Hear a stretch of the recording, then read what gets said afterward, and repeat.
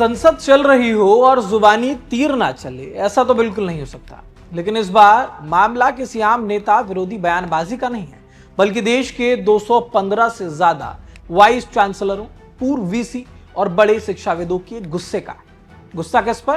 कांग्रेस सांसद प्रियंका गांधी वाड्रा पर। वजह है गौमूत्र एक्सपर्ट वाला तंज। अब ऐसे में आप सोच रहे होंगे कि प्रियंका गांधी ने किस पर ऐसा तंज कस दिया जो इतनी बड़ी कोई बात हो गई। आईआईटी मद्रास के डायरेक्टर प्रोफेसर वी कामाकोटी पर यह तंज कसा और अब देश के जाने माने वैज्ञानिक और प्रोफेसरों की जो साख है उस पर बात आ गई। तो 215 शिक्षाविदों ने एक खुली चिट्ठी लिखी, यानी कि ओपन लेटर, उसे लिख करके सीधे प्रियंका गांधी को आड़े हाथों लिया है। और आपको आज बताऊंगा, इस वीडियो को अंत तक जरूर देखिएगा कि आखिरकार प्रियंका गांधी ने संसद में क्या कहा था, क्यों कहा था और उसके बाद इन शिक्षाविदों ने उस लेटर में क्या कुछ लिखा है।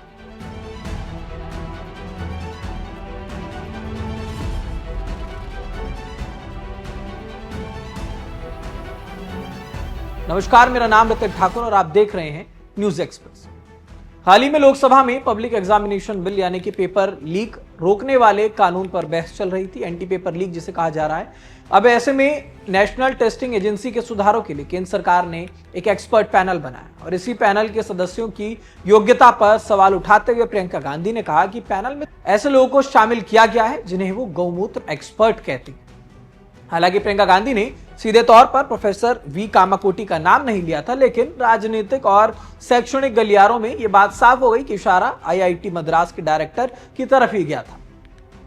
अब ऐसे में मजाक तक ठीक है, बात की जाती है कि संसद में कई बार व्यंग्यात्मक बातें भी होती है, लेकिन हर वक्त मजाक एक विकल्प तो नहीं हो सकता। खुली चिट्ठी का जो सार है वो यही है कि प्रियंका गांधी के इस बयान के सामने आते ही देश भर के शिक्षा जगत में खलबली मची। 215 से ज्यादा वाइस चांसलरों और शिक्षाविदों, जिनमें नालंदा यूनिवर्सिटी के वीसी सचिन चतुर्वेदी, नीति आयोग के पूर्व उपाध्यक्ष राजीव कुमार, पूर्व यूपीएससी चेयरमैन डीपी अग्रवाल शामिल, इन सभी ने एक संयुक्त पत्र जारी किया। चिट्ठी में लिखी गई प्रमुख बातें: बहस करिए, लेबल मत चिपकाइए। शिक्षाविदों ने लिखा कि आप विचारों और तर्कों से असहमत हो सकते हैं, लेकिन किसी प्रतिष्ठित वैज्ञानिक को किसी सरकास्टिक या अपमानजनक लेबल से खारिज कर देना सही नहीं है। साइंटिफिक टेम्पर का अपमान। संसद में इस तरह के मजाक उड़ाने से देश के युवा वैज्ञानिकों और शोधकर्ताओं में गलत संदेश जाता है। तंज और मजाक कभी भी तर्क संगत संवाद का विकल्प नहीं हो सकते। विद्वानों की गरिमा का ध्यान रखें। अगर कोई विद्वान पारंपरिक ज्ञान पर बात करता है तो उसे सीधे खारिज करने के बजाय वैज्ञानिक दृष्टिकोण से जांचना चाहिए। तो वैसे में आप सोच रहे होंगे कि आखिरकार इतनी बड़ी ये बात हो गई है, तो थोड़ा सा प्रोफेसर वी कामाकोटी कौन, उनके बारे में भी आपको बता देते हैं। चिट्ठी में शिक्षाविदों ने प्रोफेसर कामाकोटी के काम और उनके बैकग्राउंड पर पूरा ब्यौरा दिया ताकि ये साफ हो सके कि वो आखिरकार हैं कौन।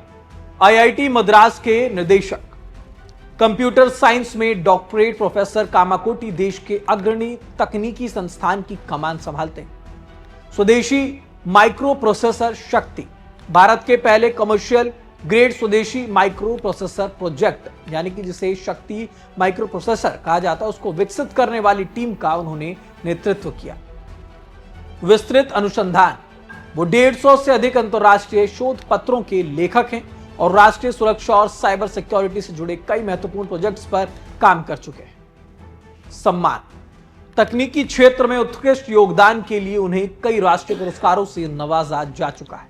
तो वैसे में ये सारी बातें तो हो गई, लेकिन आप भी सोचेंगे कि ये जो विवाद है ये आखिरकार शुरू कैसे हुआ और क्यों इसमें सदन में बात चल रही थी तो इसमें कामाकोटी को घसीट लिया। अब सवाल उठता है, प्रियंका गांधी ने उन्हें गौमूत्र एक्सपर्ट क्यों कहा?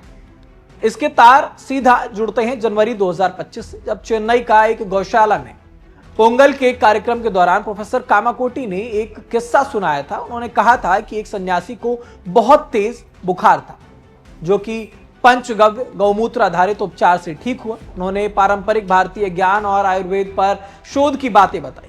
उस समय भी इस बयान पर काफी ज्यादा बहस हुई थी, लेकिन प्रोफेसर कामाकोटी का यह कहना था कि उन्होंने ये बात पब्लिश वैज्ञानिक साहित्य और केस स्टडीज के संदर्भ में सीधे तौर पर कही थी। अब लेकिन इन सभी बातों के बीच में राजनीति में, क्योंकि तंज और जो हमले हैं वो कोई नई बात नहीं है, लेकिन जब बहस नीति, शिक्षा और पेपर लीक जैसे गंभीर मुद्दों पर हो तो सीमा रेखा कहां खींची जानी चाहिए, ये अपने आप में बहुत बड़ा सवाल है कि क्या नेताओं को किसी वैज्ञानिक की पूरी जिंदगी की मेहनत को एक बयान से खारिज कर देना चाहिए, या फिर शिक्षाविदों को भी सार्वजनिक मंचों पर बोलते वक्त वैज्ञानिक मापदंडों पर सतर्क रहना चाहिए। इस पर आप क्या सोचते हैं, हमें कमेंट बॉक्स में बताइएगा। देश दुनिया से जुड़ी तमाम खबरों के लिए देखते रहिए न्यूज़ एक्सप्रेस।